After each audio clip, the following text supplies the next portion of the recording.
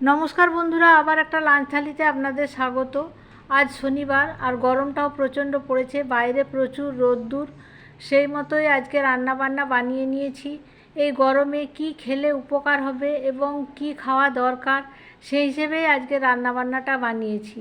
আলু সেদ্ধটা কাঁচা তেল আর কাঁচা লঙ্কা দিয়ে মাখিয়ে নিয়েছি।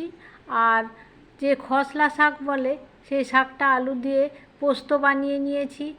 সবই কাঁচা লঙ্কা আর গোলমরিচের রান্না কিন্তু।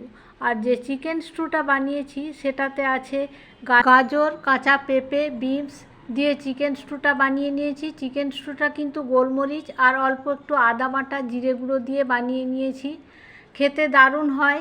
আর তার সঙ্গে বানিয়ে নিয়েছি চারাপোনা দিয়ে সবজি দিয়ে একটা মাছের ঝোল।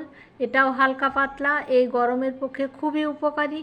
আর আমের সর্ষে আম করেছি, সঙ্গে মিষ্টি। এরকম লাঞ্চ থাকলে আপনাদের কার কার পছন্দ কমেন্টে জানাবেন। সুস্থ থাকবেন, ভালো থাকবেন।